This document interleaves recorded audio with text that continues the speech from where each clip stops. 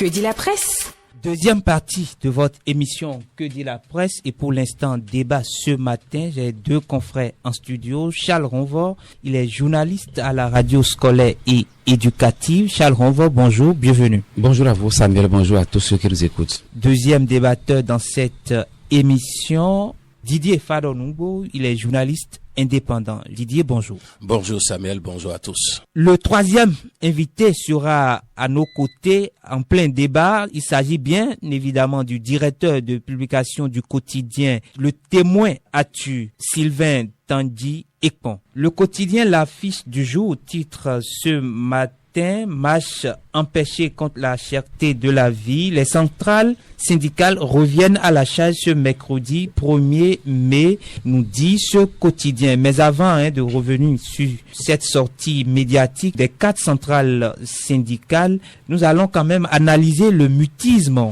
des autorités politico-administratives pour parler du préfet du littoral, Maître Alain Orunla, et bien sûr le directeur de la police républicaine ou son porte-parole. Alors, Charles Ronvor, vous avez suivi l'actualité en week-end, répression de cette marche, ces syndicalistes gardés à vue puis relâchés, mais l'autorité n'a rien dit jusqu'à présent. Vous allez pouvoir observer que l'autorité préfectorale, pour parler précisément de Maître Alain Orunla, préfet du littoral, a crié l'actualité à la presse locale et même à la presse internationale. On aurait pu laisser cette marche-là se dérouler, qu'on ne serait pas encore là à spéculer sur ce fait-là.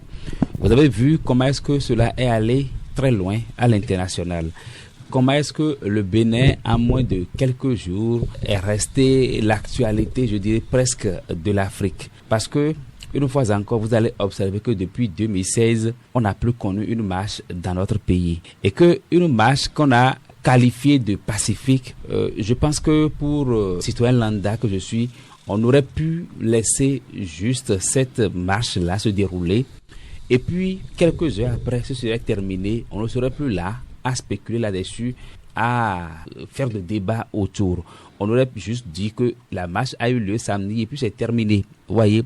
Mais le préfet a créé, je ne dirais pas l'incident, et que c'est arrivé comme ça. Et vous voyez comment est-ce que cette actualité-là évolue maintenant de rebondissement en rebondissement. Dans un premier temps, vous avez observé que les secrétaires généraux qui ont été relâchés, aussitôt relâchés, ils ont annoncé une nouvelle marche.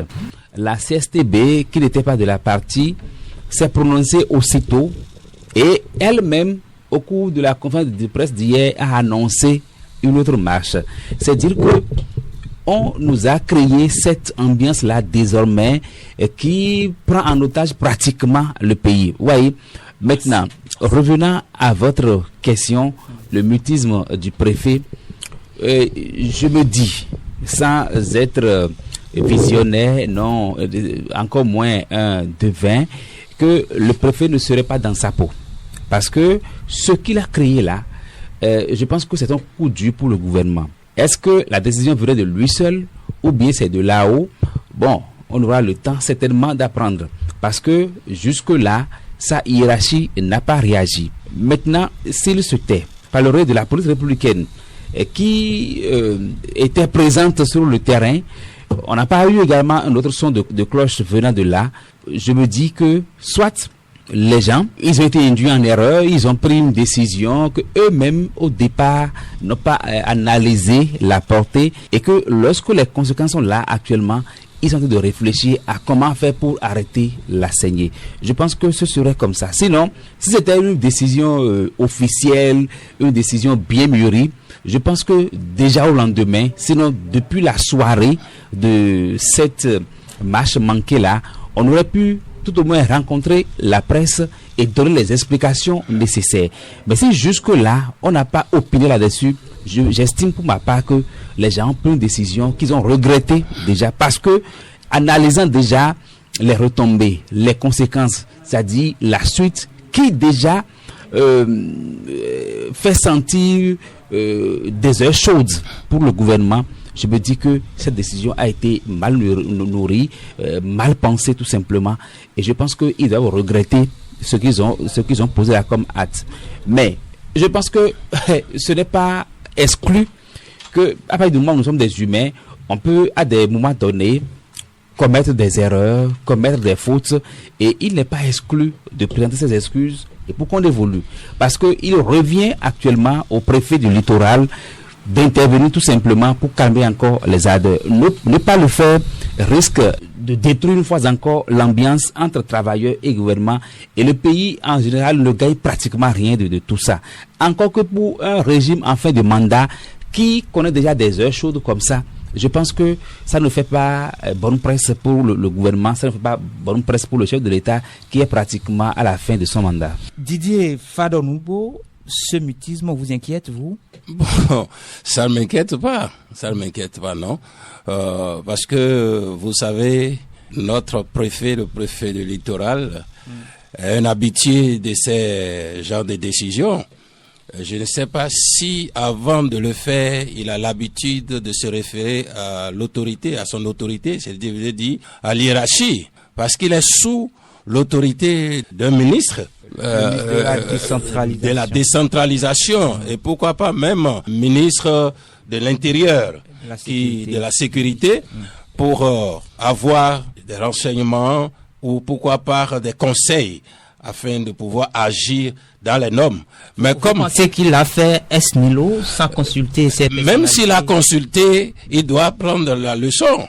Quand il interdisait Topa, et puis cette décision est restée étouffée à son niveau, et il faut qu'il prenne la leçon pour dire pourquoi je prends des décisions et ça retombe sur ma tête. Je crois que c'est pourquoi il est rentré. S'il était resté calme depuis un certain moment, et moi je le croyais même hors du pays, je le sentais plus. Il est bien à Cotonou. Il est bien à Cotonou et puis il agit, et cette fois-ci encore il a mal fait.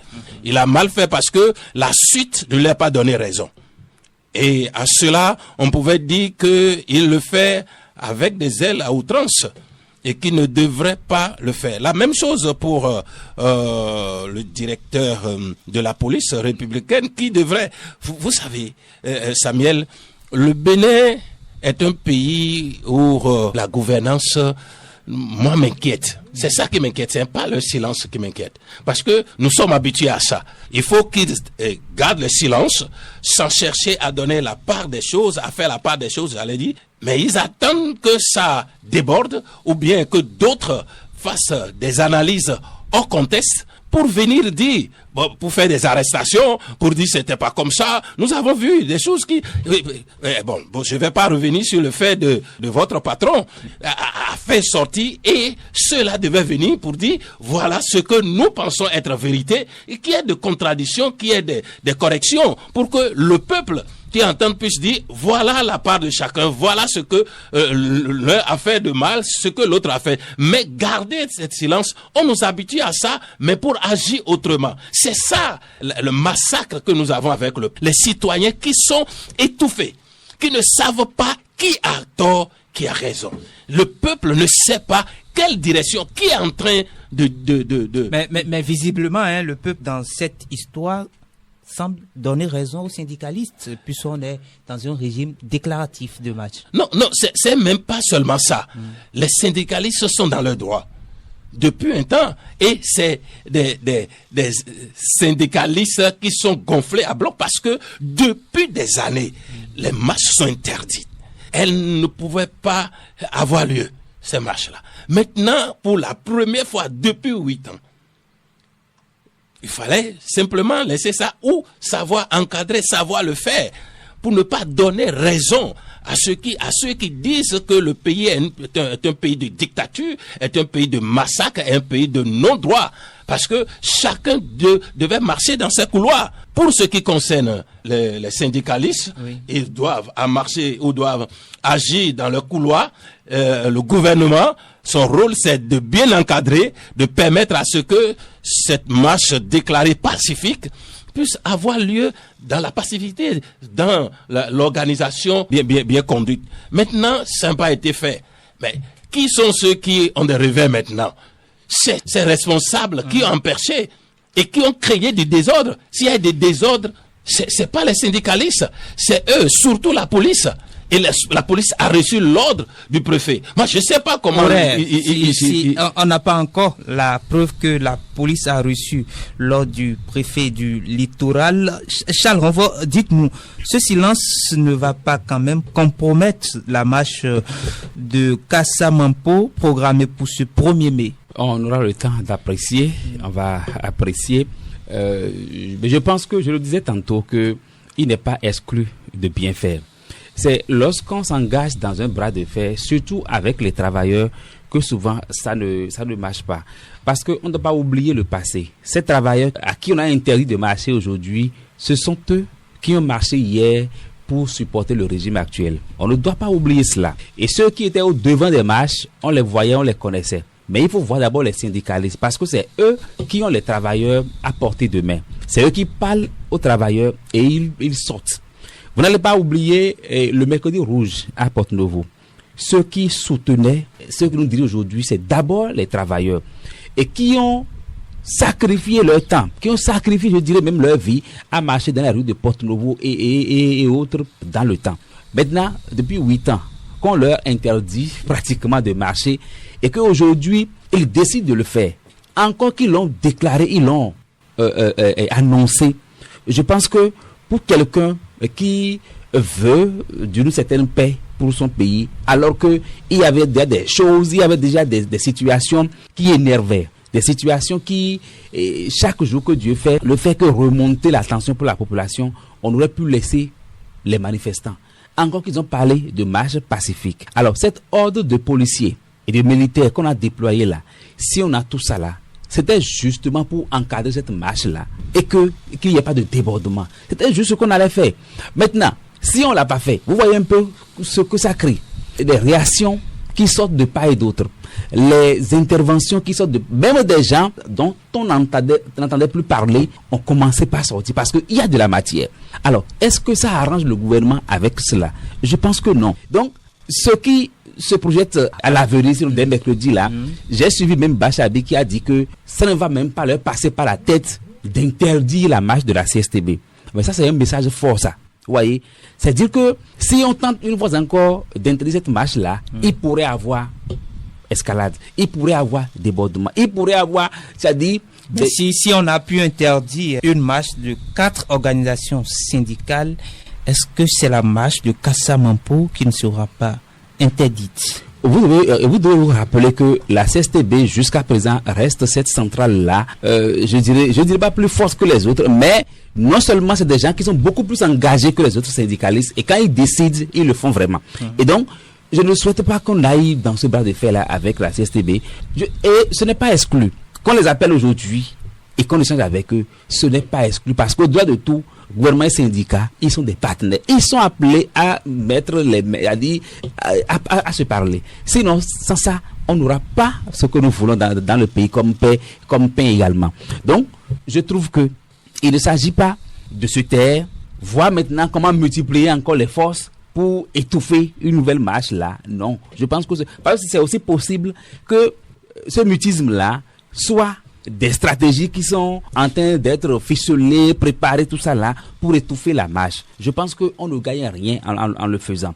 L'essentiel, c'est d'aller aux négociations, c'est de voir comment négocier maintenant avec les syndicalistes. Est-ce qu'il est exclu de dire que nous avons mal fait, nous avons fait l'erreur d'étouffer la marche, d'interdire la marche? Est-ce que ça là c'est mauvais ça? En tout cas pour une autorité qui est prise de paix dans sa zone, dans son pays là, ce n'est pas exclu. Donc, si les gens se mettent dans la logique d'un bras de fer, à savoir que chaque fois qu'ils vont tenter de marcher, on va les empêcher, on va les étouffer, je pense que on va créer cette tension là dans le pays qui va même faire que les problèmes pécuniaires que nous avons, nous n'allons plus les résoudre. Les problèmes de salaire, les problèmes de on n'a pas mangé, on ne trouve pas à manger, tout ça là, il sera difficile au gouvernement de régler ces problèmes là. Et une fois encore, je dis, un gouvernement qui est en fin de mandat, avec cette ambiance-là, ça ne lui marche pas. Surtout que le chef de l'État a des ambitions pour celui qui veut le remplacer. Lui qui dit qu'il va tout faire pour que celui qui le remplace, c'est-à-dire qu'il y ait une grande part en tout cas dans le choix de celui qui vient. Mais quand ça se passe comme ça, c'est lui son image qui est détruite. Et celui qu'il va présenter, mais ça ne marchera pas. Donc je pense qu'il revient au gouvernement de tout faire pour apaiser, sinon éteindre totalement ce feu-là qui est en train d'être allumé. Ça ne fait pas bon presse pour le gouvernement, encore moins à son chef. Matin Libre titre ce matin: contre la cherté de la vie, les confédérations à nouveau dans les rues le 11 mai. Et déjà un géant meeting est prévu pour demain 1er mai, à la Bourse du Travail de Cotonou. Est-ce que ce silence ne va pas finalement faire peur à la CSTB qui pense marcher demain? Non, c'est déclenché, hein. C'est déclenché. Si c'était que pour la première fois était bien passé, je ne crois pas que ça allait aller à ce niveau, ce que ça fait aujourd'hui. Vous voyez, parce que lorsque vous voulez faire quelque chose et qu'on vous laisse faire, vous n'avez plus d'arguments pour quoi que ce soit. Vous n'avez plus d'arguments.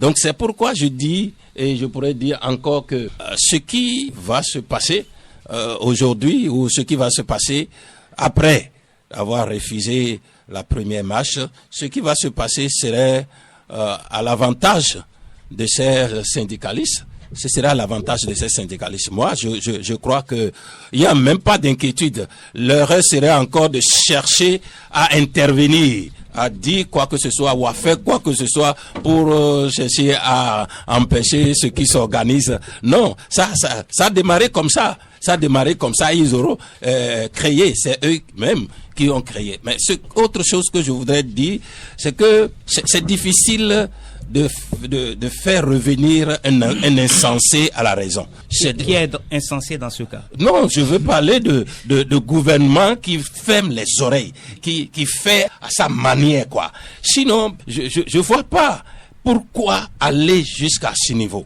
Mais je crois que c'était pour les jauger, pour voir si la peur introduite dans le pays, si la peur imposée dans le pays continue toujours d'agir dans les cœurs. Alors que dès qu'on fait comme ça, les autres diront, mais les syndicalistes sont les têtus aussi, ils vont pas lâcher comme ça. Ils vont pas lâcher. C'est par des autres individus, excusez-moi le terme, qu'on jette en prison pour un non, pour un oui, pour un commentaire, pour une analyse quelconque, on le prend, on le jette et ils ont toujours tort. C'est pas ça. Avec les syndicalistes, c'est une porte autre qui est ouverte. Je dis à deux battantes. Vous allez voir, ce serait de marche en marche.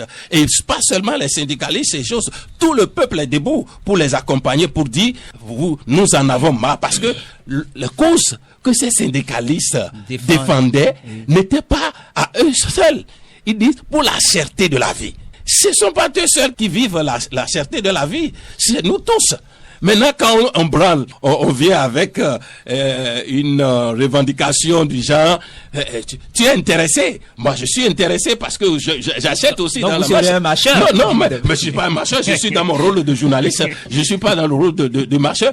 Je suis aussi travailleur, même si c'est indépendant. C'est pour dire que c'est pour tout le peuple. Et c'est tout le peuple qui s'élèvera pour dire, dites quelque chose nous concernant.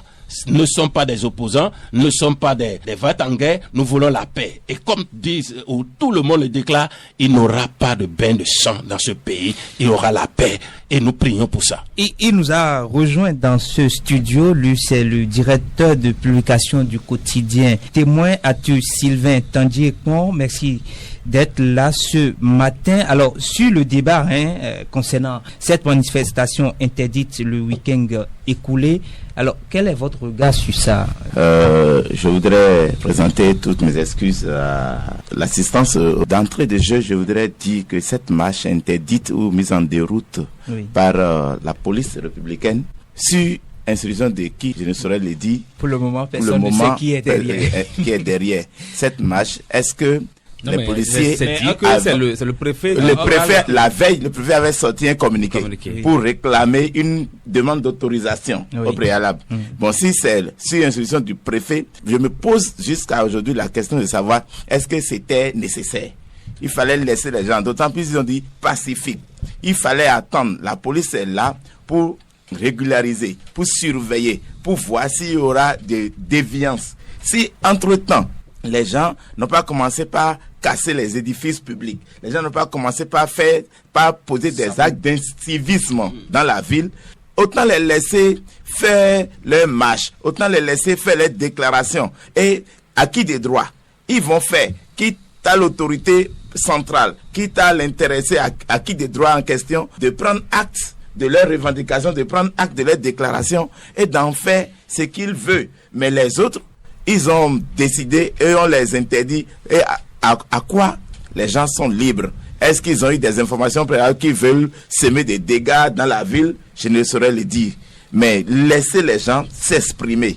Je n'ai pas accueilli cette décision d'empêcher les gens de s'extérioriser, de s'exprimer. Que dites-vous du silence du préfet du littoral et de l'hiérarchie policière finalement? Si le préfet a gardé son silence... Il a trouvé qu'il a tort? Non, pas trouvé qu'il a tort. Peut-être qu'on ne l'a pas appelé pour dire pourquoi il y a ça. La sagesse demande qu'on se taise. Donc lui-même, il ne veut pas aller chercher le problème. Il attend peut-être que le problème vienne à lui. Et maintenant, il peut se prononcer. Est-ce qu'on risque pas d'avoir la marche de la CSTB empêchée demain par ce silence pour dire je l'ai fait, je le ferai jusqu'au bout? Je voudrais profiter de ce micro pour faire un erratum. Dans l'apparition de le témoin actu de ce lundi 29 avril 2024, le témoin actu écrivait en manchette marche contre la cherté de la vie au Bénin. La police dit niais, les manifestants persistent et signent. Et en parenthèse quelque part, le témoin actu mettait la CGTB prend un nouveau rendez-vous pour ce mercredi. Mais heureusement, un éclairé de la centrale nous est revenu pour dire c'est la CSTB. Je voudrais profiter de ce micro pour dire, on a promis revenir là-dessus pour la marche, pour si c'était fait réellement le mercredi, ça fait demain. Mais si on interdit encore, les gens vont prendre acte de cet acte de qui des droits, de qui a instruit qui d'interdire cette marche de ce mercredi. Sinon, laissez les gens, mais d'instruire, je soutiens qu'on marche, mais je ne soutiens pas qu'on vandalise les choses dans la ville. Parce que si ils n'ont pas de goudin, ils n'ont pas de... Non, on ne sait pas, les gens dans ce pays, les gens sont là, quand on dit de marcher, ou d'où sortent les trucs, les gens ne savent pas. Rapidement, on s'accaille les trucs, maintenant tu vas croire que c'était déjà préparé. Si c'est ça, je ne soutiens pas ça. Mais les gens vont s'exprimer, dire ce qui ne va pas et acquis des droits d'en prendre acte pour des corrections éventuelles. Charles renvoie les syndicalistes à une menace de poursuivre en justice le préfet et tous les autres complices de cette interdiction. Ils ont même parlé des policiers également. Je ne sais pas s'ils ont ciblé des policiers qui peut-être ont mal agi. Mais il y a la tête. Si on prend la tête, c'est qu'on a pris les autres flics. Encore que quand vous allez à Cotonou ce jour-là et vous voyez les policiers, vous savez, c'est pas ce jour-là qu'on a déposé les policiers là. C'est depuis la veille qu'on a exposé les policiers. Les enfants, je dirais les enfants, vous m'excusez, ils sont restés là. Quand vous les voyez, ils sont totalement fatigués. Totalement fatigués. On les a exposés là pour dire, vous restez là pour interdire la marche. C'est pour influencer. Et vous voyez, c'est totalement une exploitation. C'est à croire que parfois au Bénin, on n'a pas la logique du travail. On vous exploite, on vous surexploite et on pense que vous travaillez. C'est de cela qu'il s'agit.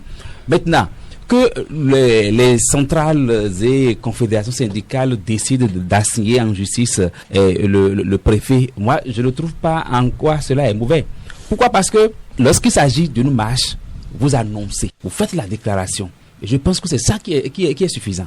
Et à partir du moment où ça a été fait, en temps normal, le préfet n'avait pas autorité à interdire la marche.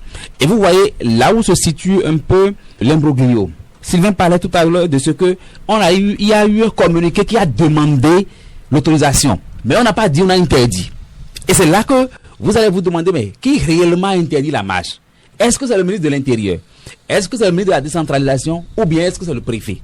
Et je pense que si les secrétaires généraux arrivaient effectivement à signer le préfet en justice, on saura concrètement qui est derrière. Qui est derrière. Mais je sais que cette interdiction-là ne devrait pas étonner les Béninois. Parce que depuis 2016, on nous a habitués à cela. On nous a habitués au fait que vous ne devez plus entendre un autre son de cloche qui dit le contraire de ce qu'on doit vous servir. Vous ne devez plus dire ça. Et c'est comme ça. L'autre chose, vous avez suivi certainement la chaîne nationale hier. Est-ce que vous avez suivi ce débat-là, alors que c'est l'actualité de l'heure au Bénin? C'est l'information qui défait la chronique au Bénin. Mais demandez, on vous dira que ça a été interdit. Le secrétaire général de la, en tout cas, Ansela Moussou, a été invité pour un débat. Il est déjà allé dans les locaux. On dit, vous ne venez pas. L'émission n'aura plus lieu. Ça veut dire que on n'est pas prêt à une réaction contraire. On ne veut pas vous écouter. On ne veut pas que d'autres sons de cloche contraires à ce que nous vous imposons passent. Et c'est de cela qu'il s'agit. Mais je pense que le pouvoir ne se fait pas honneur avec ce qui se passe là. Parce que même votre propre enfant à la maison, lorsqu'il a des désirs, lorsqu'il a des ambitions, et chaque fois qu'il tente de se prononcer, vous l'étouffez. Vous lui interdisez de parler, mais il finira par déborder, il finira par, c'est-à-dire, dépasser les normes. Il va vous crier dessus. Vous voyez, c'est quelque chose du genre.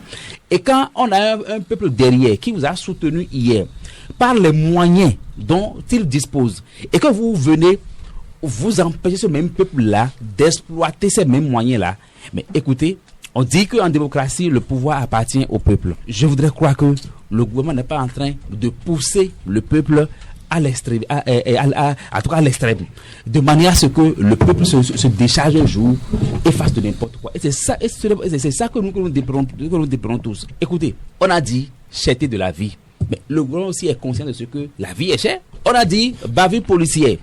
Tout le monde est conscient de ce que il y a bavure policière. Au point où même vous allez au Parlement aujourd'hui, et mouvanciers, et opposition, tout ce monde-là, ils ont interpellé le gouvernement sur ça. Vous voyez, ça veut dire que c'est un problème connu de tout le monde. Mais que des travailleurs disent que nous allons marcher pour ça, en quoi cela gêne? Pour des questions qu'on connaît déjà. Et aujourd'hui, le niveau de mentalité du Béninois, je ne le vois plus se jeter dans les rues pour une marche et casser les édifices. C'est vrai qu'il n'y a pas de exception, mais je doute, parce qu'on a déjà assez sensibilisé sur ces choses-là. Pour que des gens, des travailleurs, qui sont descendus dans les rues pour marcher, cassent encore les feux tricolores, et je dis une fois encore que, même s'il devrait avoir des brebis galeuses, comme on le dit, la horde de policiers qu'on a déployés là, qu'est-ce qui revenait à eux de faire? C'est juste d'encadrer les marcheurs, tout simplement, de suivre l'itinéraire du début jusqu'à la fin, et chacun rentre chez lui, et ce serait terminé. Mais Alain Orunga certainement a voulu créer de l'information à la presse nationale et internationale, et nous y sommes déjà. Il en a vraiment créé. Oui. Bon. Dynamisme, oui. Avant votre question, je voudrais dire que, vous savez, c'est la preuve que notre police, la police républicaine, n'est plus au service du peuple. Parce que je crois que c'est le peuple qui est le plus concerné dans leur travail. C'est pour le peuple, avant les autorités. Maintenant, ce peuple qui devait être encadré est martyrisé.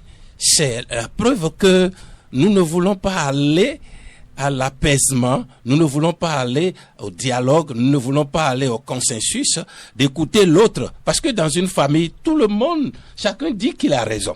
D'accord? Mais c'est quand vous vous asseyez, que vous mettez les choses au clair, que celui qui a tort pouvait reconnaître ses torts pour dire, bon, peut-être je suis l'aîné de la famille et je réclamais mes droits d'aînesse. Maintenant, je comprends que vous-même, les derniers ou les Benjamins, les cadets et autres, vous avez aussi des droits. Et puis chacun, ça devient de rire, ça devient de l'amusement, et puis on finit en paix. Mais quand vous voulez toujours garder le pouvoir à votre niveau, vous pouvez toujours garder l'autorité, vous pouvez dire c'est moi ou rien, c'est ce que ça donne, et ça, ce que c'est en train de préparer ne serait pas petit, et nous prions que ça soit à la fin apaisé. Ceux qui disent qu'il n'y a pas de problème au Bénin, le Bénin a de problèmes, et il faut qu'on s'asseye pour discuter, pour que les choses reviennent à la normale, parce que la police n'est pas là contre le peuple, il est là pour le peuple, avec le peuple. Nous avons vu ailleurs que des marcheurs, des gens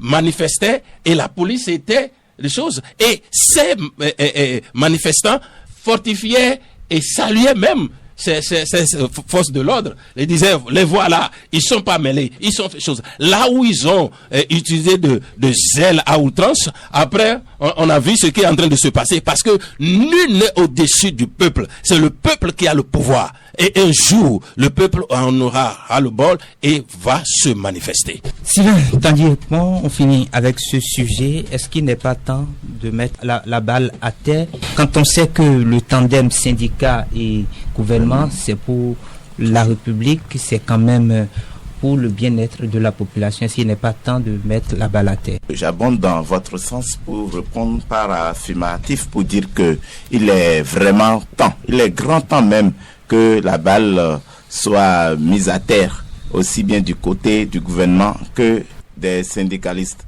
Aujourd'hui, la République, c'est pour tout le monde. Ce tandem est appelé à rester ensemble pour toujours, comme pas le passé. Pas le passé. Quand il y a problème, les deux se voient et s'asseyent. Et ils discutent autour des questions qui défraient la chronique ou discutent autour des questions les plus importantes de la République concernant les travailleurs, les conditions de vie des travailleurs, les conditions de vie de tout le peuple. Les travailleurs aujourd'hui qui ne travaillent pas. Tout le monde travaille. Même le paysan qui est dans son champ, il est en train de travailler là-bas. Il a intérêt à s'associer avec les travailleurs. Mais je ne voudrais pas que les travailleurs, le fait de colère ou parce qu'ils ont raison d'une manière ou d'une autre, poser des actes de vandalisme dans le pays.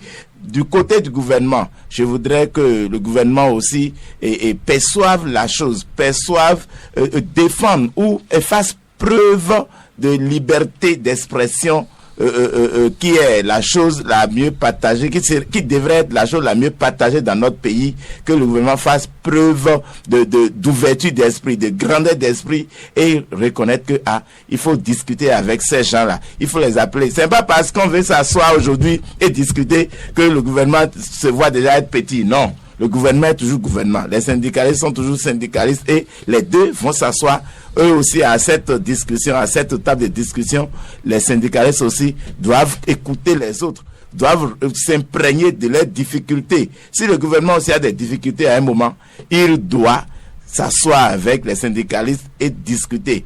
Mais empêcher les syndicalistes de se manifester, c'est aujourd'hui les syndicalistes se manifestent. Laissez-les s'extérioriser, s'exprimer, ou bien trouver des mécanismes, des canaux pour les inviter maintenant à dire nous sommes des partenaires et ensemble on doit rester ensemble pour construire le pays et ensemble ils cherchent des voies et moyens et discuter autour de ces choses-là et aplanir les divergences. Vous allez voir que les Sénégalais vont encore revenir devant ce peuple et dire tiens, voilà, on a discuté, on s'est entendu sur le minimum. Et les uns et les autres vont comprendre. Sinon, quand deux éléphants se battent, c'est les zèbres qui en souffrent. Deuxième sujet inscrit dans ce débat, Charles Renvort, je reste avec vous. Gouvernance de la rupture, coup de marteau de Monseigneur Antoine Gaillet à Patrice Talon. Ce coup de marteau a été donné, si on lit bien le quotidien Matin Libre ce matin, au cours du colloque scientifique organisé par l'Église catholique au Palais des Congrès. C'est à ce colloque, bien évidemment, que le Monseigneur, l'ancien archevêque de Cotonou, a donné ce coup de marteau au président Patrice Talon en ces termes. Il dit que on n'est pas des opposants, non. Il le martèle et nous savons qu'il, pour dire Patrice Talon, veut le bien du pays et de chaque Béninois, mais il faut qu'il le sache. On a plutôt l'impression qu'il aime bien un pays sans aimer ses habitants. C'est le discours qu'a tenu quand même Antoine Gaillet, ancien archevêque de Cotonou. Effectivement, c'est ce discours-là qui a fait le buzz sur la toile lors de ce colloque-là. Et vous avez vu, beaucoup d'internautes ont relayé ce discours-là, soit dans l'intention d'encenser, soit dans l'intention... Bon, chacun quand même avec l'idée qu'il a de l'acte qu'il posait en publiant, en relayant à volo ces propos-là. Mais lorsque vous cherchez un peu à percer ses propos, vous vous rendez compte que l'ancien archevêque de Cotonou n'a fait que dire ce que plusieurs Béninois pensent. Vous savez, quand on parle d'infrastructure aujourd'hui au Bénin, il faut reconnaître que le chef de l'État actuel a fait assez de percées qu'on ne pourrait comparer aux autres chefs de l'État que nous avons connus. Mais lorsqu'on aborde l'aspect social, tout au moins à savoir le manger, tous les Béninois sont conscients de ce que ça ne va pas. Et ça se dit. C'est juste ça, là. Je dis, c'est beaucoup plus la caricature de ce que l'ancien archevêque a dit. Alors, que les gens, les citoyens, d'autres internautes mettent en péril ou bien font une mauvaise lecture de la chose, je pense que c'est se mentir soi-même. Parce que autant que nous vivons la même situation. Il faut reconnaître que oui, il y a des infrastructures qui se mettent en place, mais il faut reconnaître que à la maison ça ne va pas. Même au plan économique, vous avez vu assez de félicitations que nous avons reçues, assez de reconnaissance, notre économie se porte bien, tout ça là, mais dans le quotidien des citoyens, ça ne se voit pas. Et c'est ça le problème. Notre économie se porte très bien, mais quand vous allez dans nos marchés, ce n'est pas la joie. Quand vous allez dans les maisons, ce n'est pas la joie. Et difficilement, les citoyens béninois arrivent à manger 2 fois, 3 fois par jour. Et lorsque vous posez la question au départ, on vous dit, est-ce qu'on a empêché de payer le salaire aux fonctionnaires? Alors que les fonctionnaires au Bénin, ils font combien? Est-ce qu'il suffit juste de payer le salaire aux fonctionnaires pour que tous les citoyens béninois se sentent mieux? Je pense que c'est non. L'autre chose, lorsque le régime nous a dit qu'il faut serrer la ceinture, depuis là, on en a serré tellement que plus personne pour nous dire vous pouvez desserrer maintenant. Et donc, on a serré au point où jusqu'à présent, on n'en parle même plus. Et c'est resté toujours serré. L'autre chose, on parle du panier de la ménagère, ça n'existe pratiquement plus. Donc, la situation que nous vivons actuelle, c'est connu de tout le monde. Il n'y a qu'à se rendre dans nos marchés. Vous connaissez à combien se vend le maïs aujourd'hui? À combien se vend même les piments verts? Le piment vert, c'est juste 3 morceaux aujourd'hui pour 100 francs. 3 morceaux de piment vert pour 100 francs. Vous voyez, quand c'est comme ça, ça devient compliqué. L'essence, même si ce n'est pas le bien qui produit, toujours est-il que nous en avons besoin. Mais il faut voir le coût aujourd'hui. Alors tout ça là, qu'est-ce qu'on en fait? Ça devient compliqué pour le citoyen. Et c'est en cela que l'archevêque dit qu'on a l'impression. Mais beaucoup de citoyens ont très tôt compris à travers ce message-là. Et c'est ça qui est mauvais.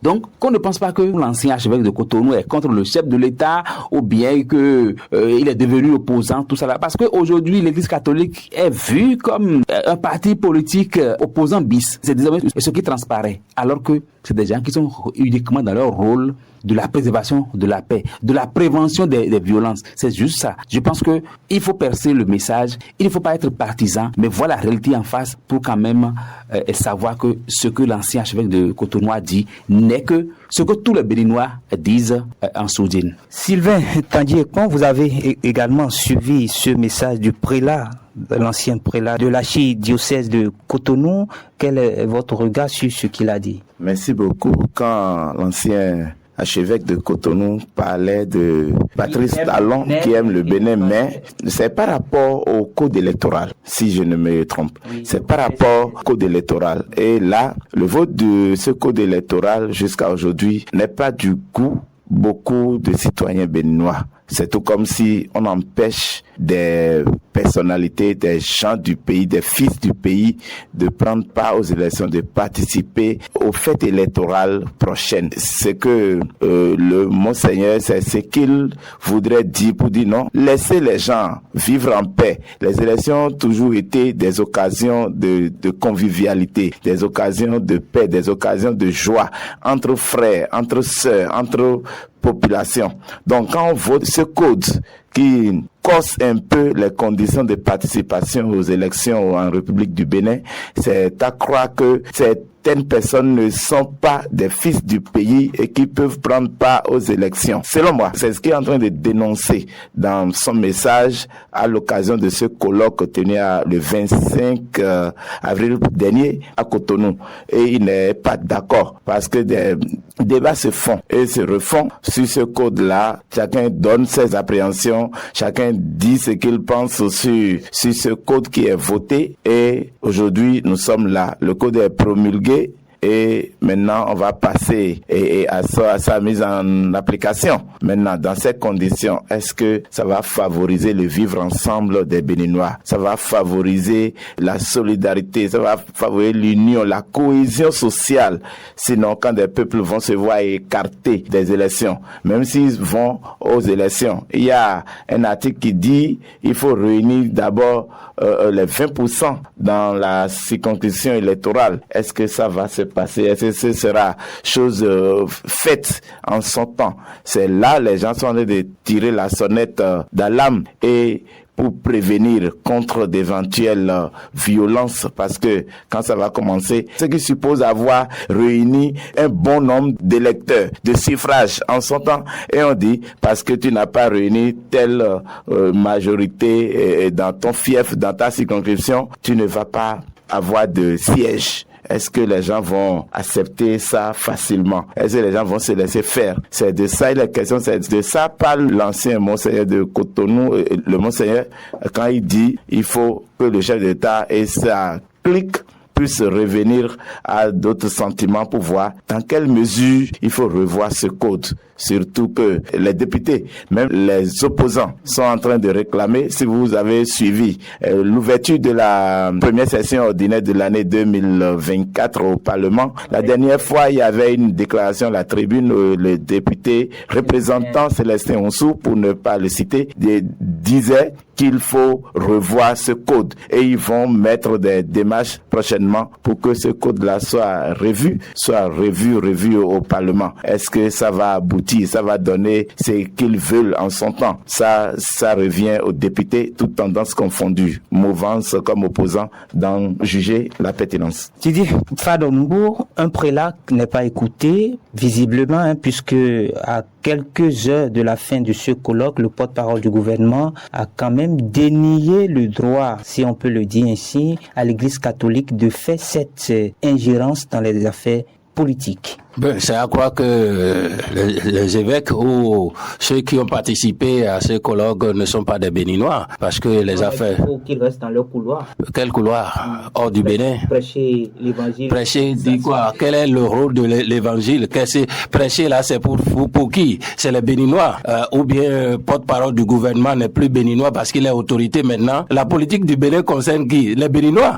Si les Béninois n'en parlent pas, c'est les Ivoiriens qui viendront parler à notre place pour dire... Moi, je ne sais pas comment ces intellectuels-là dévient de leurs analyses. Je ne vois pas quel genre d'analyse ça. Ça, c'est pour pousser, vous dire, bon, laissez-nous agir comme nous voudrions. Non, ça, il n'a qu'à aller se faire voir ailleurs. Nous, on n'a pas besoin de ces jugements, de ces préjugés et de ces dénigrements. Ils sont aussi des autorités. Monseigneur, prêtre et autres têtes couronnées, pasteurs, ce sont des autorités de la nation aussi. Ils ont droit, parce qu'ils gouvernent ou bien ils dirigent les hommes, ce ne sont pas des bêtes. Et ce sont ces personnes-là que les évêques, prêtres, pasteurs et autres dirigent là, qui iront voter. C'est eux. Maintenant, ils disent, c'est comme vous êtes en train de séparer l'eau chaude et l'eau froide ensemble, mais faites à ce qui est de cohésion, faites à ce qui est de l'entente, qui est la paix dans notre pays. Parce que le chef qui refuse d'écouter une partie de son peuple ou bien de ses enfants, n'aime pas, on va dire qu'il n'aime pas ces enfants-là. C'est ce qui amène le problème dans nos familles aujourd'hui. Parce que même dans la Bible, nous avons vu que Joseph, qui a eu des tuniques, et ses frères se sont levés pour dire à leur papa, vous avez privilégié notre frère, et il est devenu le plus important pour vous, alors et nous. Pensez aussi à nous, parle de nous. C'est ce que le peuple est en train de dire. Dit non, ne fais pas la séparation comme ça, n'amène pas les divisions dans notre pays comme ça. Il faut aimer ton peuple. Tu as aimé le pays. Pour peut-être ce que le pays te donne, à cause des richesses, à cause de trucs de choses là, mais il n'y a pas de richesse sans les hommes. Pensez aussi aux hommes. C'est tout. C'est pas un coup de marteau, c'est pas un coup de marteau, mais une déclaration de vérité pour dire le social, pas seulement pour le code électoral, mais parce que le code électoral concerne les hommes, concerne ce peuple-là. C'est pourquoi il tire la sonnette d'alarme pour dire attention, il y a ce peuple qui est là, qui a besoin aussi d'être écouté. Écoute ce peuple. Et pourquoi faire la part des choses? Il faut revenir. Personne n'est Dieu sur la terre. Tu peux faire des choses et faire des erreurs. On te corrige de revenir.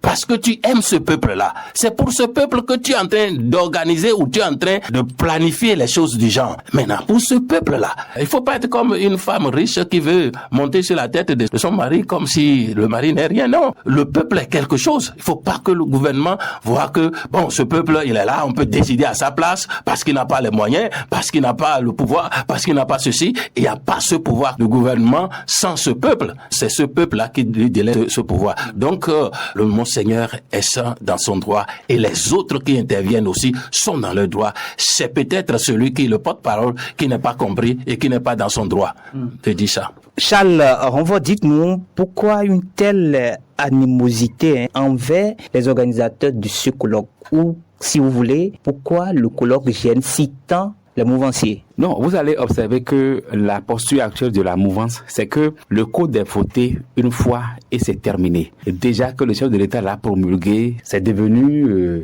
parole d'évangile, c'est devenu, je dirais, même un dogme. Et puis, tout le monde s'allie autour. Il n'y a plus de réaction contraire qu'on puisse écouter. Il n'y a plus rien à faire. On fonce droit comme ça. C'est la posture de la mouvance aujourd'hui. Sinon, si on s'accorde sur le fait que nous avons tous besoin de la paix pour ce pays et qu'il y a une loi qui est votée comme ça. Je l'ai toujours dit, c'est le code le plus querellé au Bénin depuis 1990. Un code qui est voté comme ça et qui alimente les intentions, qui alimente la polémique, qui alimente les réactions comme ça.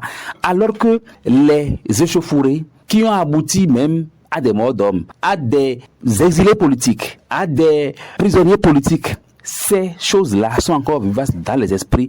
Les gens sont encore derrière les barreaux pour ces élections de 2019 et 2021, tout ça. Je pense que pour des organisations futiles, religieuses ou de n'importe quelle obédience-là, qui veulent de la paix, je pense que c'est une démarche salutaire. Maintenant, si nous estimons que dans la démarche, il y a à reprocher, à quoi bon ne pas faire des propositions? L'Église catholique, on l'accuse de ce que les députés de l'opposition l'a approché, a écrit, parce que c'est ça ce que le porte-parole du gouvernement reproche, et que les démocrates ont écrit et ont saisi les évêques, et que les évêques n'ont rien dit au gouvernement, encore moins à l'Assemblée où les lois se votent. Ça, c'est la première raison. La seconde raison, il dit que on a invité les gens, on a invité les cadres, sans inviter le président de la commission des lois, qui est totalement le garant, c'est-à-dire qui peut bien comprendre.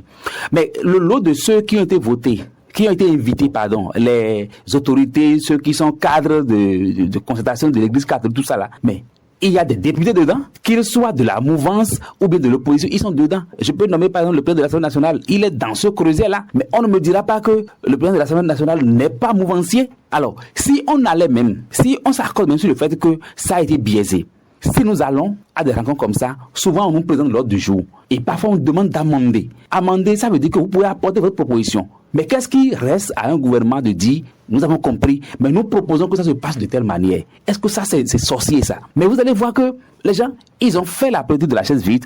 Aucun mouvancier ne s'est rendu à ce colloque-là. Ça veut dire que c'est une injonction stricte et qui a été respectée. Mais quand c'est comme ça, et que les gens continuent de crier, les gens continuent de penser que c'est un code qui va exclure certaines personnes, qui va nous créer des ennuis, encore que les partis de la mouvement ne sont pas totalement épargnés, je pense qu'on pouvait éviter un nouveau chaos à ce pays en allant au dialogue. Parce que parfois, dans nos maisons, dans nos chambres à coucher, quand nous avons des histoires avec nos épouses, nos femmes, on nous demande, il faut aller au dialogue, il faut aller changer. Mais qu'est-ce qu'il y a de compliqué quand on dit, venez, nous allons échanger autour de quelque chose?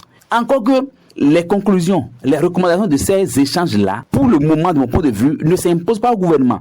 Ils peuvent faire des propositions. Ah, nous avons fait un colloque, nous avons pensé à telle chose. Quitte au gouvernement de voir la faisabilité, tout ça. Mais on refuse totalement le dialogue. Ça veut dire qu'on a déjà une position campée sur laquelle on ne veut pas que personne intervienne. Nous avons déjà pris notre part de responsabilité. C'est-à-dire nous avons déjà posé l'acte que nous voulons. Et puisque ça a déjà marché avec la masse qui nous soutient, c'est terminé. Il n'y a plus d'autres voies, il n'y a plus d'autres initiatives pour lesquelles on nous appelle pour tenter de toucher à ce qui est déjà fait. Et je trouve que c'est mauvais pour le gouvernement parce que eux, ils pensent peut-être que là où nous sommes là, ils ont toute la majorité derrière eux. Mais c'est totalement faux. Parce que la première preuve, c'est d'abord la prise en considération de la loi sur la révision de la Constitution qui a été rejetée totalement. Voyez. Et donc je pense que ça devrait être un signal fort pour le chef de l'État. Pour des cas comme ça, ne pas le faire également. Je pense que le chef de l'État ne doit pas oublier la mentalité béninoise. Parce que le peuple béninois se rend toujours aux côtés des victimes. Tel qu'il est en train de foncer droit, d'un point de vue, il me semble que c'est lui qui est en train de se déplumer, pensant qu'il est en train de prendre de la hauteur. Si j'avais juste un conseil à donner, c'est de demander que s'il y a encore de ces initiatives-là, s'il y a encore de ces rencontres au gouvernement, qu'on puisse aller, qu'on échange. Parce que tout autant ils travaillent pour le Bénin, ils travaillent pour le pays. Aucun d'eux n'a intérêt à enflammer ce pays. Aucun d'eux n'a intérêt à voir les fils et filles de ce pays s'entretuer à cause des élections. Je pense que si on s'en tient à cela, venez, nous allons discuter, nous allons échanger autour d'une loi à polémique là. Je ne vois pas en quoi cela est compliqué. Sylvain Tandier-Ekmon, est-ce que là, on ne risque pas de tomber dans une république sans autorité morale qui va réconcilier les partis en conflit? Non, on n'ira pas à ce point.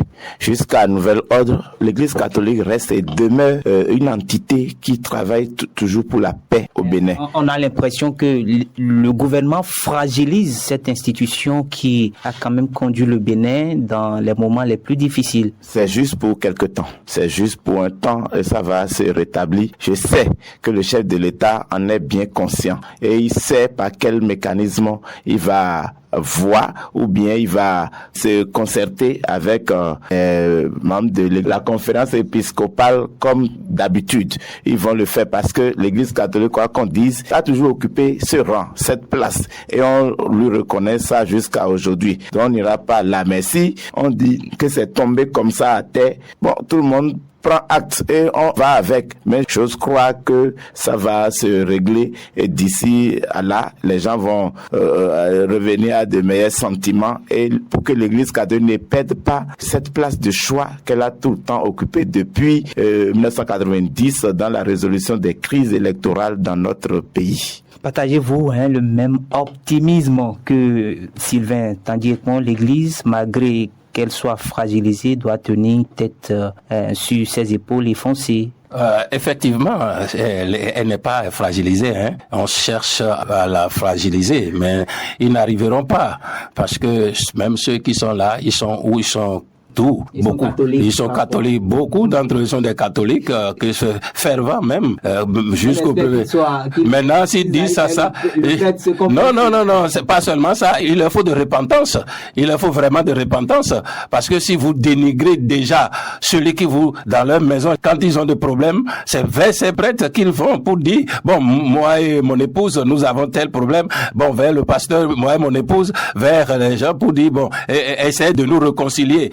Pourquoi ne pas dire, c'est ma maison, elle peut être en train de brûler, ça fait mon problème, pasteur ou bien prêtre va rester dans ton coin là-bas. Non, avant même ça, vous savez, ils ont essayé de diviser cette église, essayer d'envoyer des presses interposées, des presses gourmands qui va chercher à diviser ce regroupement des cadres. Les prêtres ne sont pas des vauriens, qui sachent que c'est des gens qui étudient, qui analysent les faits de la société. Donc ça n'arriverait pas, parce que toute chose qui a un début a une fin. Ils vont nous laisser notre église telle qu'elle était. Si le diable n'a pas pu faire, ce n'est pas des démons qui le feront. Les démons d'aujourd'hui ne sont pas les démons faciles à...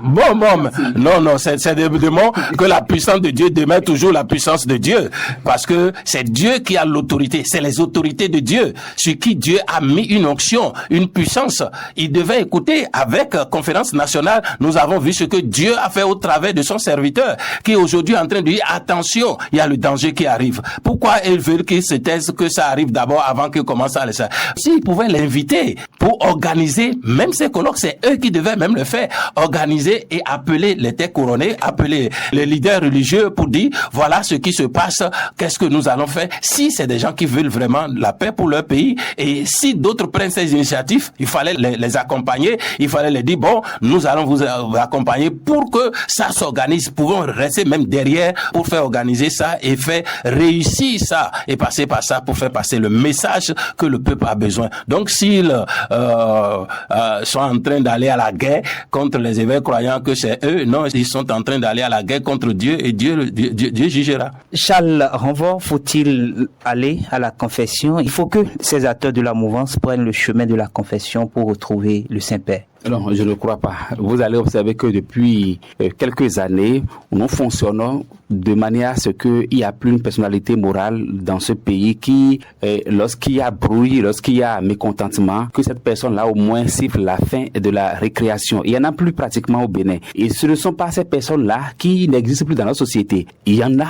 dans toutes les régions, que ce soit la confession religieuse, dans tous les domaines, j'avais dit. Mais nous foncerons désormais de manière à ce que nous avons la science infuse et c'est ce que nous pensons, c'est ce que nous décidons là qui passe contre vents et marées. Et cela fait que ces personnalités se sont rangées. Vous n'allez plus voir des personnalités, des gens dont l'image impose quand même un certain respect. Vous n'allez plus les voir parler. Ils sont rangés et puis c'est terminé. On parlera de feu Cardinal Bernardin Ganty. Moi, je me rappelle très bien quand nous étions encore élèves, grève perlée, tout ça là. Et quand il vient et il descend au palais, sachez que dès le lendemain, l'école ouvre ses portes. C'est quand même une valeur qu'on a connue. Vous avez cité tantôt le feu Monseigneur Isidore de Souza.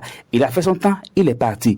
Alors, des gens comme ça, ce ne sont pas des personnes comme ça qui manquent dans notre pays. Sous le régime de Boni Yayi, quel que soit ce qu'on peut reprocher à ce régime-là, il est déjà arrivé des situations où des personnalités sont intervenues et le chef de l'État a replié. Le chef de l'État a abandonné cette initiative-là, cette décision prise par le gouvernement, au nom de la paix, au nom de ce que il y a eu brouillard sous le main, il y a cela. Mais vous allez observer que depuis un moment, il n'y a pas cette initiative-là qu'on a prise là. Il n'y a pas cette décision-là qu'on a prise. Et que parce que le peuple est en train de bouder, le peuple est en train de réagir, on a dit, il faut arrêter. Il n'y en a pas. C'est-à-dire que, quel que soit ce que vous allez dire, nous fonçons droit. Et ça ne doit pas étonner les Béninois. Puisqu'on nous dit que à mentionner TV des bois minanou, je ne suis pas fond. Et donc, je rappelle ça comme ça. Parfois, on vous dit que vous allez en souffrir, mais vous ne pouvez rien faire. Mais lorsqu'on a de ces messages-là, mais c'est normal que des personnalités morales se rangent et ils observent. Ça revient juste à caricaturer la chanson de Yédenoua Diaoui qui dit que les grandes personnes, ils ne parlent plus, ils se sont rangés et ils observent tout simplement. Si le pays va bien, bon, tant mieux. Ça va mal pour tout le monde. Malheureusement, c'est ce à quoi nous assistons. Mais je pense que, tel que le disait Didier Faronumbo, en réalité, c'est le régime qui devait organiser un colloque du champ. Parce que vous allez savoir que, et le gouvernement est conscient de ce que, les troubles, les problèmes, les soulèvements, les guerres, pas toujours de ces choses-là. Surtout en ce qui concerne les élections. Et lorsqu'on a fini de tuer, encore qu'on ne le souhaite pas au Bénin, quand on a fini de tuer, quand on a fini de faire tout ce qu'il y a comme massacre là, on revient toujours à la table de négociation. C'est toujours pas la négociation finie. Alors, si déjà, il y a une loi qui a été votée et que cela suscite si tant de polémiques et que une partie de la population vous appelle au dialogue au début, je pense qu'il faut saluer cela pour prévenir cette paix-là que nous recherchons tous. Merci à vous, Charles Renvort. Certainement, votre message sera entendu par ces autorités pour qu'on restaure l'image des personnalités morales dans notre République. Que dit la presse? C'est fini pour ce numéro. D'ailleurs, le dernier numéro pour le compte de ce mois d'avril. Que dit la presse? C'est encore le jeudi prochain avec toujours Samuel Rundjo. Merci à vous, Charles Renvort, d'avoir été des nôtres. Didier Fadonoumbo, notre deuxième débatteur ce matin, et Sylvain Tandier-Ekon, notre troisième débatteur ce matin. Que dit la presse?